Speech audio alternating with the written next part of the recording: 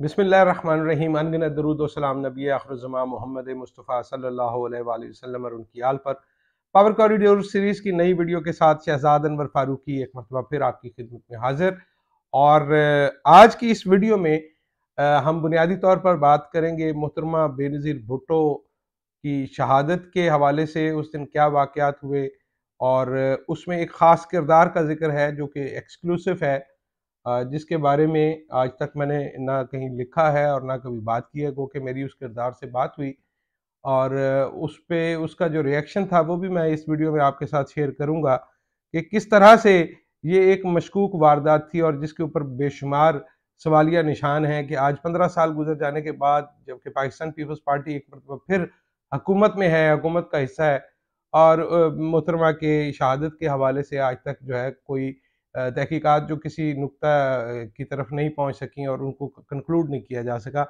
Video शुरू करने से पहले वही गुज़ारिश कि अगर आपको वीडियो पसंद आए तो इसको लाइक और शेयर कीजिए और अगर आपने इस चैनल को सब्सक्राइब नहीं किया तो चैनल को सब्सक्राइब कीजिए।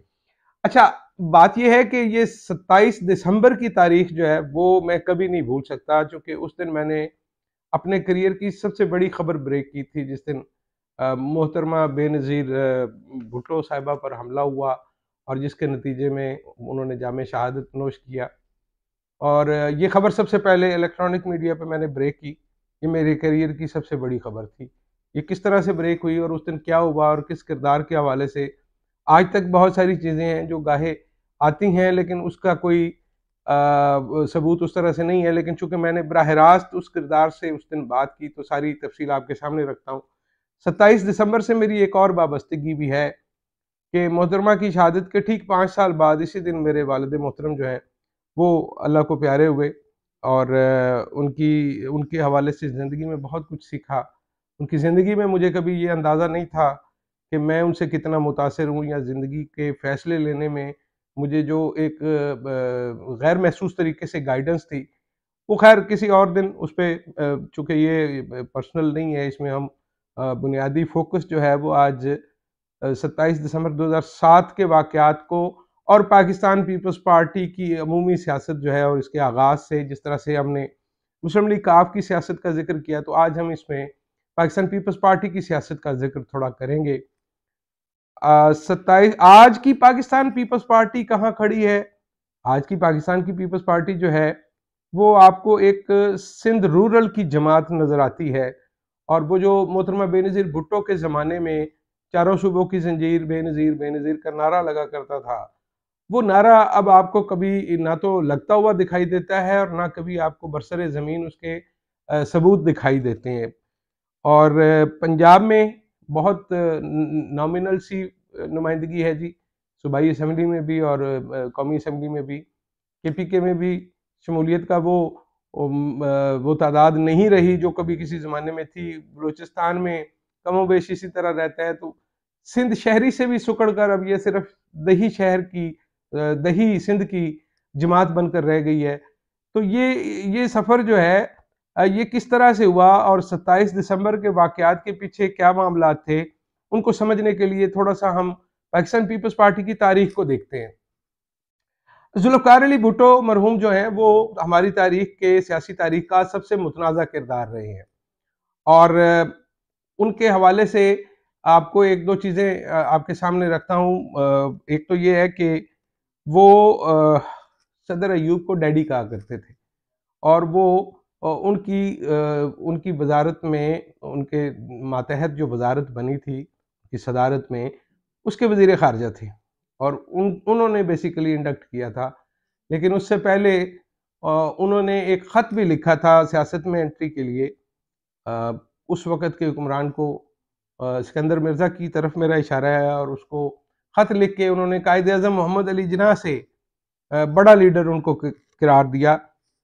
ये वो 2-4 चीज़ें हैं जो ज़ुल्फ़िकार अली भुट्टो के हवाले से जानना ज़रूरी हैं। कोई बुनियादी तौर पर वो एक तेज़ तरार सियासतदान थे, जो कि रास्ता बनाना जानते थे और इस रास्ता बनाने वाली जो उनकी सिफ़्त थी, उन्होंने सियासी करियर इस्तवार करने में उतना टाइम नहीं लगाया जितना आमतौर पे दूसरे लोग लगाते हैं, जैसे इमरान खान अभी 23 और 26 साल की अपनी जद्दोजहद का जिक्र करते हैं।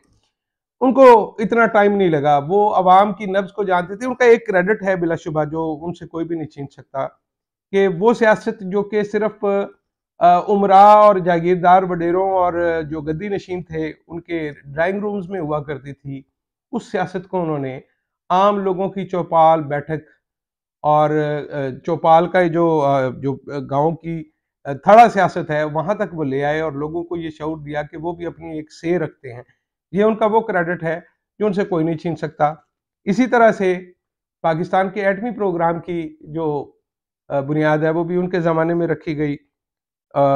फिर ये भी है कि जो सानिया मशरकी पाकिस्तान है या सकूत ढाका है, उसका वो एक बड़ा अहम किरदार रहे। और इधर हम और इधर तुम, अब्बास अतर साहब ने सुर्खी लगाई थी उनकी एक तकरीर के हवाले से। वो उस पे एक तफसीली वीडियो किसी दिन करेंगे कि एक्चुअली ये भुट्टो साहब ने नहीं कहा था, तो ये सुर्खी आई कहाँ से और कैसे आई, क्योंकि अब्बास अतर साहब से इस हवाले से बड़ा एक तफसीली इंटरव्यू मैंने किया था। तो पाकिस्तान पीपल्स पार्टी ने अवाम की नब्ज़ पर हाथ रखा और उसको साथ लेकर चले। और आपको ये बातें आपको बड़े बुजुर्ग कहते सुनाई देंगे और आपको याद भी करा देंगे कि एक वक्त था कि भुट्टो साहब अगर खंबे को भी खड़ा कर देते या खंबे के ऊपर भी आप उनका टिकट लगा दें तो लोग उस पर भी वोट डाल देंगे। वैसे बाय द वे उस वक्त जो पाकिस्तान पीपल्स पार्टी का इंतखाबी निशान था वो तलवार था।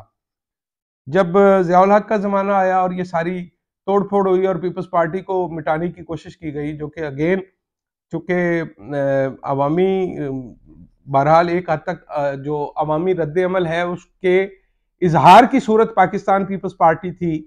तो पाकिस्तान पीपल्स पार्टी को मिटाना सियासी एतबार से, आप भले उनसे इख्तिलाफ करें या इत्तेफाक करें, लेकिन उनको मिटाना एक गलत तरीक़ाकार था जिसके बायस वो पाकिस्तान पीपल्स पार्टी उस वक़्त ख़त्म नहीं हुई। बहुत सारे लोग कहते हैं कि इक़्तिदार में आने के बाद पाकिस्तान पीपल्स पार्टी को लोगों के दिलों से जिस तरह से खुरच के साबिक़ सदर आसिफ़ अली ज़रदारी ने निकाला है, वो शायद एस्टेब्लिशमेंट अपनी साल की मेहनत के बाद भी उतना नुकसान नहीं पहुँचा पाई।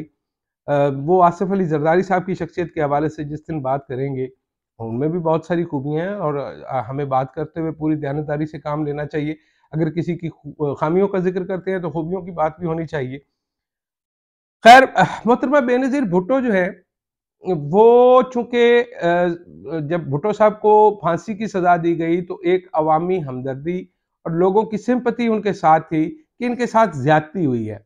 इसीलिए आज तक उनके पाकिस्तान वापसी के इस्तकबाल को फ़क़ीदुल मिसाल कहा जाता है और कहा जाता है कि आज तक उतना बड़ा हजूम शायद इमरान खान भी जमा नहीं कर पाए, क्योंकि बताने वाले ये बताते हैं कि उस रोज़ एयरपोर्ट से लेके माल रोड और दाता साहब लाहौर का जो मज़ार है वहाँ तक लोग ही लोग थे और किसी को रास्ता नहीं मिल रहा था। और उस वक्त ना तो कोई सोशल मीडिया था और ना ही इस तरह से लोगों के पास वसाइल थे कि वो इतनी बड़ी तादाद में शिरकत कर पाते। लेकिन वो भुट्टो साहब से लोगों की मोहब्बत थी। वो लोग जो रोटी कपड़ा और मकान के नाम पर उनके इर्द गिर्द इकट्ठे हुए थे, उन्होंने वही उम्मीदें अपनी उसकी बेटी के साथ जोड़ी। तो वो जब वापस आई और इस तरह से वापस आई कि उनको इक़्तिदार देना जो है वो मजबूरी बन गया और उसके लिए कुछ सेफ गार्ड्स मुकर्रर किए गए। इस्लामी जमहूरी इत्तेहाद को मसनूई तौर पर बाद में इस पे उस वक़्त की इस्टेब्लिशमेंट के नुमाइंदों ने, जनरल हमीद गुल ने और दीगर लोगों ने इसका एतराफ़ भी कर रखा है कि उन्होंने खुद आईजीआई बनवाई थी और उसके लिए पैसों का जो एक स्कैंडल था और जो जनरल रिटायर्ड असद दुरानी ने उसका एतराफ़ भी किया, एक तहरीरी बयान जो कि उन्होंने पाकिस्तान की आला अदालत में जमा करवाया। तो ये सारा कुछ रिकॉर्ड का हिस्सा है। पाकिस्तान पीपल्स पार्टी की मकबूलियत और अवामी ताकत पर किसी को कोई शक नहीं था 90 की दहाई तक भी। और उसमें भी उनको जो 2 दफ़ा हुकूमत मिली पाकिस्तान पीपल्स पार्टी को, मोहतरमा बेनज़ीर भुट्टो जो है वो इस्लामी ममालिक की पहली खातून वज़ीर आज़म थीं जिन्होंने बतौर खातून किसी मुल्क का इक़्तिदार संभाला। लेकिन वो इक़्तिदार उनको पूरा नहीं करने दिया गया। उनके ऊपर वो इल्ज़ामात लगे जिनका बराह रास्त शायद वो उस तरह से ज़िम्मेदार नहीं है, लेकिन बहरहाल अगर वो आसिफ़ अली ज़रदारी की मनकूहा थी तो उन पर लगने वाले इल्ज़ामात बराह रास्त ना सही तो बिलवास्ता उन्हीं की ज़ात को हिट करते थे। वो दौर ख़त्म हुआ जब मियाँ नवाज शरीफ ने एक फैसला किया और उन्होंने उस वक्त के आर्मी चीफ को हटाने का फैसला किया, तो ये समझ लीजिए कि जमहूरियत की बिसात लपेट दी गई।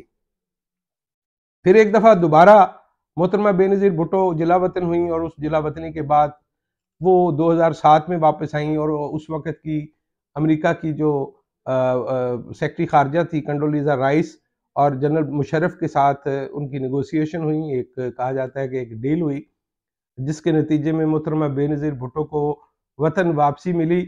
और उस वक़्त की अमरीकी क़यादत का ख़्याल ये था कि जो दहशतगर्दी और अफ़गानिस्तान के मसाइल हैं इस इलाके में, उनसे निपटने के लिए जनरल परवेज़ मुशर्रफ चूँकि एक आमर थे और उनके पास लेजिटिमेसी या अवामी हमायत उस तरह से नहीं थी, तो उनका ख़्याल ये था कि एक कम्बिनेशन होगा अवामी हमायत का और उस वक़्त की आर्मी का, तो ये दोनों मसाइल जो हैं वो बड़ी आसानी से जो है वो कर लिए जाएँगे, टैकल कर लिए जाएँगे। मोहतरमा बेनज़ीर भुट्टो को वापसी के बाद ही जान की धमकियाँ दी जाने लगीं और उनके हवाले से मुख्तलिफ़ खुफिया एजेंसियाँ गाहे ये कहती रहीं कि उनकी जान को ख़तरा है। बुनियादी तौर पर उस वक़्त की इस्टेब्लिशमेंट और उस वक़्त के जो लोग फ़ैसला साज़ थे, वो नहीं चाहते थे कि मोहतरमा बेनज़ीर भुट्टो को एक ख़ास लेवल से ज़्यादा पज़ीराई मिले और या वो बराह रास्त इक़्तिदार का हिस्सा बने, बल्कि इस हवाले से तो जनरल परवेज़ मुशर्रफ के हवाले से रिकॉर्ड पर है कि वो ये चाहते थे कि इलेक्शन पीपल्स पार्टी लड़ ले और भले जीत भी जाए, लेकिन मोहतरमा उसके बाद वापसी करे, वो इस इलेक्शन में लीड ना करे। जिसके बाद में भी आपने सबूत देखे कि वो जब 2008 में उनकी शहादत के बाद जब इतना ज़्यादा रिस्पॉन्स आया कि जो काफ लीग बहुत ज़्यादा काम कर चुकी थी तरक्याती, वो अपनी तरक्याती मंसूबों और पैसों के खर्च के बावजूद पाकिस्तान पीपल्स पार्टी के हवाले से जो हमदर्दी की लहर थी, वो उसका रास्ता नहीं रोक सकी।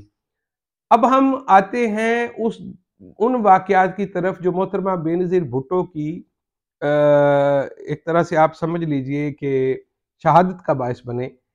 तो इस्टेब्लिशमेंट उस वक़्त की नहीं चाहती थी और वो सियासी जमातें जो इस्टेब्लिशमेंट के साथ थीं और इक़्तिदार के मज़े लूट रही थीं और इक़्तिदार के मज़े लूटते रहना चाहती थीं, वो नहीं चाहती थीं कि इससे अगले इलेक्शन के हवाले से उनको कोई परेशानी हो और पाकिस्तान पीपल्स पार्टी का उन्हें सामना करना पड़े। तो वो तमाम सियासी जमातें इस हवाले से सियासी जोड़-तोड़ तो कर ही रही थीं। उनमें से कई जमातें ऐसी भी थीं, जिनके उस वक़्त के अस्करियत पसंदों से और दहशतगर्दों से राब्ते थे। तो मुबैना तौर पर ये भी कहा जाता है कि हमारी सियासी क़यादत के कुछ हिस्से ने सरहद पार भी कुछ लोगों से राब्ता किया और उनके इस हवाले से बड़े संजीदा कंसर्न्स थे। और आपको याद है कि उस वक़्त उसामा बिन लादेन भी ज़िंदा थे। बहुत अजीब तरह की सूरत-ए-हाल सी, एक खिचड़ी पकी हुई थी। पाकिस्तान में आए रोज़ धमाके होते थे। और ये भी याद रखिए कि जब मोहतरमा बेनज़ीर भुट्टो वापस आई थी, तो सानिया कारसाज़ कराची में हुआ, पहला धचका तब लगा और उनको ये महसूस कराने की कोशिश की गई कि वो आज़ादाना तौर पर मूव नहीं कर सकतीं, वो अपनी इलेक्शन कैंपेन उस तरह से रन नहीं कर सकतीं। अच्छा, ये जो दौर है, इस दौर से थोड़ा पहले जब एस्टेब्लिशमेंट के साथ उनकी बातचीत होती है और इंटरनेशनल एस्टेब्लिशमेंट मुराद ये है कि कंडोलीज़ा राइस और बरतानिया और अमेरिका का जो नेक्सस था, जो जिसके ज़रिए परवेज़ मुशर्रफ को भी यहाँ पे बरकरार रखा गया और मोहतरमा बेनज़ीर भुट्टो के ज़रिए उस सारे सिस्टम को लेजिटिमेसी दिलाने के लिए एक डील करवाई गई और उनकी वापसी का रास्ता निकाला गया। तो ये तमाम जो नेशनल और इंटरनेशनल प्लेयर्स थे, इनके अपने-अपने मुफादात थे। बदकिस्मती ये है कि जब आप एक ऐसी जंग का हिस्सा हो जिसमें बराह रास्त शायद आपका इतना बड़ा मुफाद नहीं है, लेकिन दूसरे लोग और जो कि बड़े लोग हों या बड़े ममालिक हों, तो स्टेक्स बहुत हाई हो जाते हैं, उसमें शख्सियात बहुत कहीं पीछे रह जाती हैं। 27 दिसंबर का वो दिन मुझे आज भी याद है। मैं एक टीवी चैनल में था और उस वक़्त मैं इसको ऑफ़िस से देख रहा था, कोऑर्डिनेट कर रहा था, सुपरवाइज़ कर रहा था। तो जो ही लियाकत बाग का जलसा ख़त्म हुआ, इस दौरान रूटीन के मुताबिक जो है वो बीपर-शीपर चलते रहे। और मोहतरमा की गाड़ी जब वहाँ से रवाना हुई, तो एक धमाके की खबर आई कि वहाँ पे एक धमाका हुआ है। और अगर बहुत सारे लोगों को याद हो, तो उस वक़्त के टीवी चैनल्स ने ये कहा कि धमाका हुआ है, लेकिन मोहतरमा बाहिफाजत निकलने में कामयाब हो गई।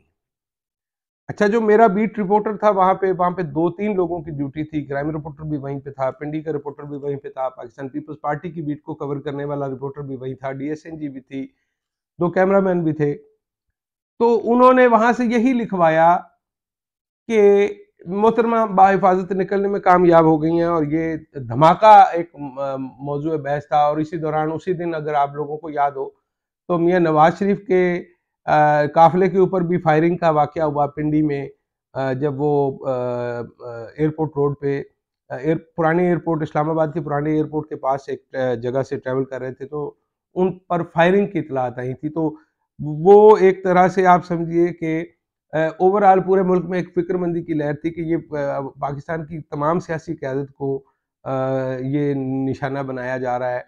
लेकिन एक बात ज़हन में रखिए कि ये सिर्फ वही 2 क़यादतें निशाना बनी जो मुल्क से बाहर थीं और पाकिस्तान के अंदर मौजूद नहीं थीं, और इनको वापस लाया गया था। जो मियां नवाज शरीफ को वापस लाया गया, वो तो खैर एक दूसरा किस्सा है कि जब मोहतरमा बेनज़ीर भुट्टो वापस आई, तो उनकी वापसी की वजह से वो जो 10 साल का एग्रीमेंट था, उसकी शराइत में तब्दीली की गई।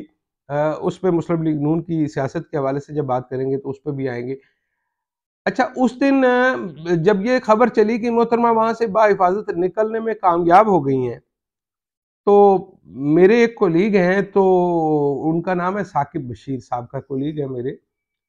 उन्होंने मुझे कहा, सर ये आप खुद इस पे क्यों नहीं खबर करते?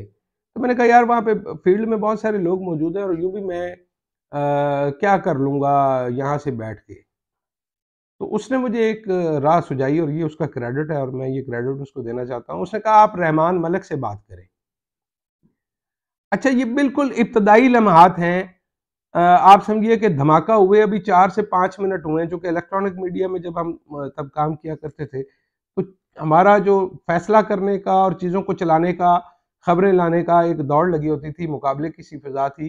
तो उसमें ये आप समझिए कि विदिन सेकंड्स हमने फैसला किया, और फिर मैंने रहमान मलिक साहब को कॉल की। रहमान मलिक साहब उस दूसरी गाड़ी में मौजूद थे, जो कि मोहतरमा की गाड़ी के साथ थी। उसमें बाबर अवान साहब थे और रहमान मलिक साहब थे, और सारी दुनिया उस वक़्त तक 4-5 मिनट हुए थे, वो खबर चला रही थी कि मोहतरमा बेनज़ीर भुट्टो जो है, वो बाहिफाज़त यहाँ से निकलने में कामयाब हो गई हैं। अच्छा, रहमान मलिक साहब को मैंने कॉल की, उन्होंने फ़ोन उठाया। मेरी कोई बहुत लंबी-चौड़ी दुआ सलाम नहीं है, मैं आज भी हैरान होता हूँ, क्योंकि उन्होंने उस दिन बहुत सारे लोगों के फ़ोन नहीं उठाए। किसी जो उस वक़्त के बड़े-बड़े अखबारी ग्रुप थे, जिनके चैनल थे, तो ये तो हमारा तो चैनल भी बिल्कुल नया था।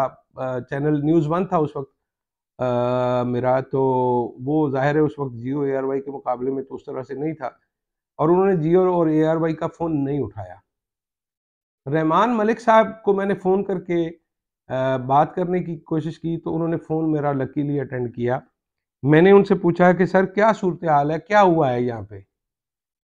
तो उन्होंने बहुत घबराई हुई आवाज़ में मुझे कहा कि मोहतरमा शदीद ज़ख्मी हो गई हैं, और हम उनको हॉस्पिटल ले जाने की कोशिश कर रहे हैं। आप दुआ करें। अच्छा, ये मेरे लिए एक बड़ी शॉकिंग न्यूज़ थी। मैं तो ओवरऑल वैसे, चूँकि वो मोहतरमा बेनज़ीर भुट्टो की सिक्योरिटी के ज़िम्मेदार थे ओवरऑल, और उस वक़्त तक तो वो वीडियो भी सामने नहीं आई थी जिसमें जो खालिद शहनशाह स्टेज पे खड़ा कुछ इशारे कर रहा है, और आज तक उसकी कभी कोई तौजीह सामने नहीं आई। वो सारी बातें बाद की हैं। लेकिन रहमान मलिक साहब ने जब ये कहा, तो मैंने अपने स्पॉट पर मौजूद तीनों रिपोर्टर से राब्ता किया, तो उन्होंने कहा कि वो तो ब्लास्ट से पहले निकल गए थे। रहमान मलिक साहब और बाबर अवान साहब की गाड़ी जो है, वो पहले निकली है इनसे। तो उन्होंने हो सकता है धमाके की आवाज़ सुनी हो, लेकिन उनको इसके बारे में कोई इल्म नहीं है।